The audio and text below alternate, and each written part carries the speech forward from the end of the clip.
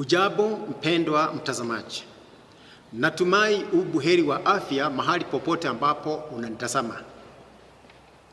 Je, umejitayarisha namna gani kuweza kukaribisha mwaka mpya? Na tena unauaga mwaka huu ambao umeendelea kuseeka kwa staili gani au kwa namna gani?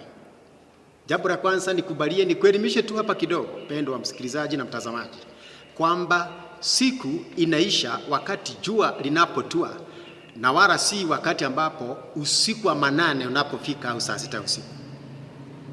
Mungu alipokuwa anaumba dunia alisema katika kitabu cha Mwanzo 1 mstari wake ni wa 5, ikawa jioni ikawa asubuhi, hiyo ikawa siku moja. Na kwa hivyo siku moja imegawanywa mara mbili, usiku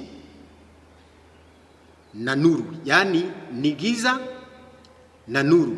Giza inaitwa jioni, nuru inaitwa asubuhi.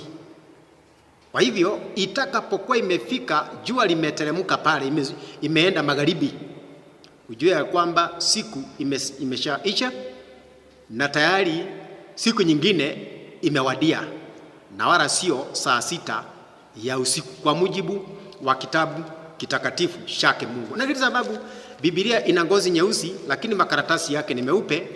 Hii ni kwa sababu katika Zaburi 119 na mstari wake ni wa 130 inasema kufafanusha maneno yako kunatia nuru na kumfahamisha mjinga. Hiyo ni kitabu ambacho ni Zaburi 119 mstari wa 130.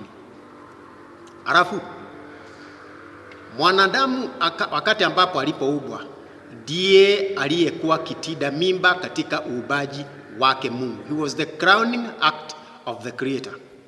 Mungu alitangulia kuumba wanyama na viumbe vingine vyote, alafu kile ambacho aliumba kikiwa cha mwisho ni mwanadamu. Lakini je, umeshawahi kujiuliza hawa wanyama ambao Mungu aliwaumba kwa manufaa gani? Ili waweze kuwa walimu wetu. Umekuwa na ng'ombe pale nyumbani na maybe haujajua huyu ng'ombe ambaye unayemkamua ni mwalimu wako.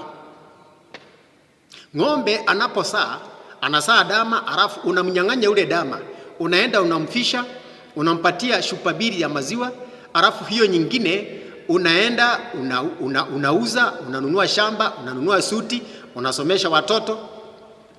Na hujawahi kusikia ng'ombe akilalamika, na hujawahi sikia ng'ombe akiuliza ulipeleka maziwa yake wapi kama ulimpatia dama wake au mtoto wake.